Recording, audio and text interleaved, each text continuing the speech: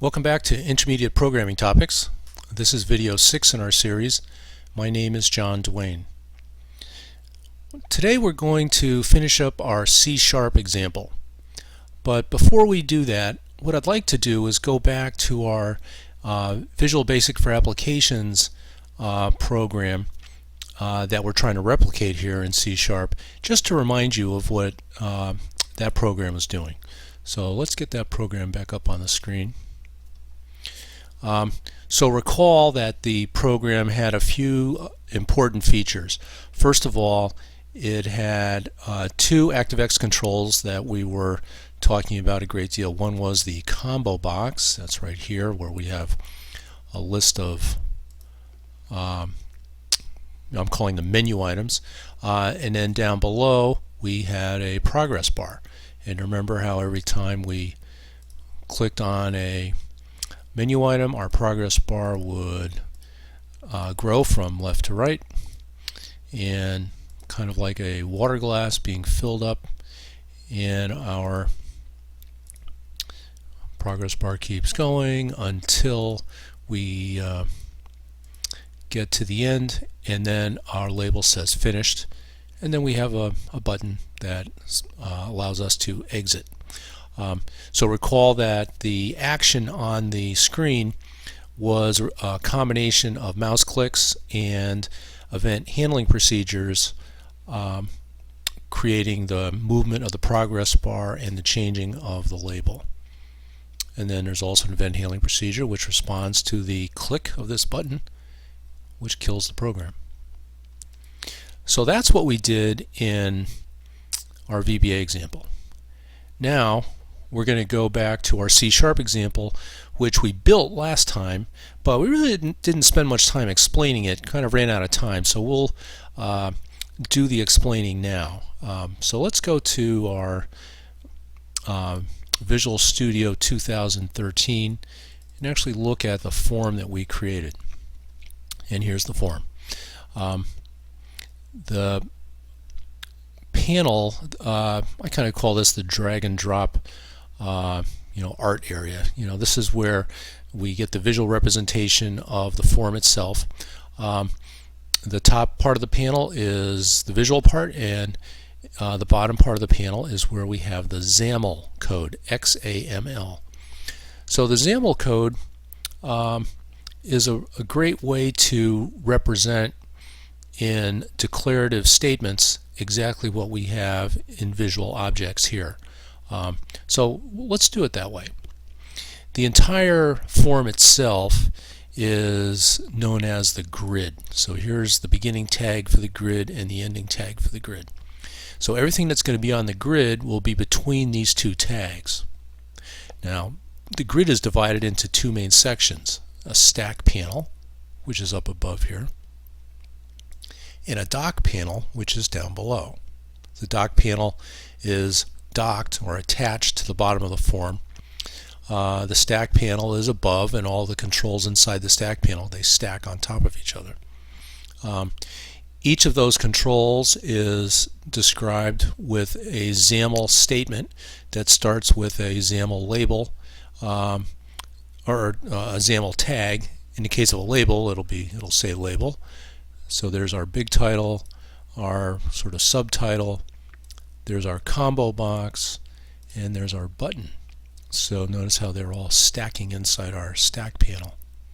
The properties of each control are written out from left to right, and you can see they're the typical properties: horizontal alignment, height, font, things like that.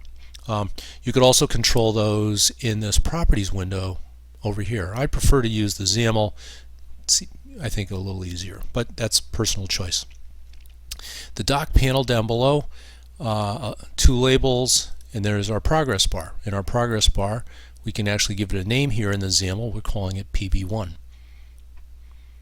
So that's our form. That's how we designed it. If we wanted to, we could have gone over to the toolbox and picked a control and just dragged it onto the form itself. Sometimes I do that.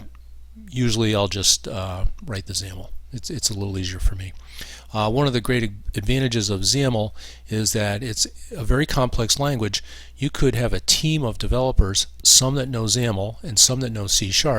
You could have the XAML people writing the user interface, and you could have the C# people writing the business logic that goes with the form, and then put it all together at the end, and that's how a team could approach a larger project. So I think that's pretty cool. All right, let's go to the code itself, the C# code. And it's not a long program. There's really 1, 2, 3 main sections to it, so we'll kind of go through that. But one thing I want to point out here right away is the look of this code. This is classic C family syntax. Anytime you see the curly braces, you know that's where you are. You're in one of the C languages, either C++, Java, C#, or C itself. The other thing that you'll notice is that it's not as wordy as Visual Basic. Visual Basic is everything's about complete spelled out words. Here, abbreviations and symbols are kind of the way we do it. An example of abbreviations: I'm declaring an integer variable here by saying int and then int counter. That'd be the name of the variable with a semicolon. In Visual Basic, we would be saying dim int counter as integer, all the way spelled out. Here it's much more concise. Farther down, I'm actually going to be incrementing that variable by 1 as this event fires, and I do it by virtue of the plus symbol. So plus adds 1. So I think that's great. It's so concise. But let's go back to this first section. This is an event handling procedure. So when the window opens, the operating system hears that, and it calls this section of code, which will initialize the component being the window. We set some default values. I set int counter to 0. This period, this represents the form itself. It's an abbreviation, so instead of saying main window.lbl section.content, you can just say this, so that's kind of handy. So I'm setting this label to ready, this label to progress : 0%. And here PB1, that's my progress bar. I'm setting the value property to 0, which puts it at the very beginning. CBO topics is the combo box itself. So here I'm adding all the menu items to the combo box with this statement. This CBO topics, items, add, then in parens, variables, and data types, constants, if then else, program flow, user interface, and arrays. So that'll fill up my combo box with all the different choices. So all that will run when the window opens. Now once the operating system hears the combo box change its value, and that'll happen when the user chooses an item in the combo box that's different than the item that it started at, this event handling procedure will run. So CBO topics, selection changed with these arguments. This is what a C# event handling procedure looks like. First thing that happens, we'll increment the int counter by 1. We'll use this later with the progress bar to kind of move it along. Then we want to check to see if the int counter is greater than 10. In our case, the progress bar can only go from a value of 1 to a value of 10. That's it. Or actually 0 to 10. If it's greater than 10, that means we're done. The water glass is filled. In that case, the variable LBL selection, actually the label, will be given the value of finished. But if that's not the case, if we haven't gotten there yet, then we have these three things happen. The LBL selection label, that will now contain the combo box selection, spelled out. this next label, progress, will actually show the word progress with a colon and then the number percent. So if we're at value 2, that's going to correspond to 20%, and so that's what this phrase will do. It'll create the 20% after progress. And then here's our progress bar itself. We're setting the value property to the value of the int counter. So that'll go from 0 to 10. So that happens every time we click a new value on the combo box. And then the final event on the form would be the clicking of the exit button. When the operating system hears that event, it'll call this procedure, which will say this, again referring to our main form, close, which is a method that will actually close down the form. This is another thing that's characteristic of the C# language. When we have a method, and that's what close is, it's an action, a method, you'll always see open and close parentheses after it. And you'll also see these semicolons at the end of pretty much every statement. You don't really need anything like that in Visual Basic. So there's the code. Pretty straightforward. And I think what we'll do now is we'll run the program. But because C# is a compiled language, we need to build the program first. So that's C#'s word for compile. So we'll build the solution. That is finished, and so now we'll run it. So we'll hit the start button up here. So here's our form, kind of move it into the middle, and notice we can resize the form. That's not something we could have done with our VBA form. And notice all the moving around. Oh, come back here. Where'd it go? So we got our form back.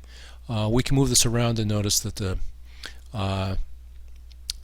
section in the bottom stays docked to the bottom because that's that docking panel.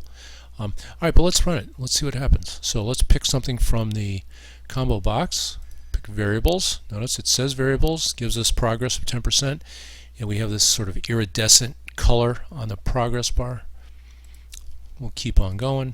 Data types, constants, progress bar is moving, if then else, program flow, user interface, arrays. Let's do arrays again. 70%.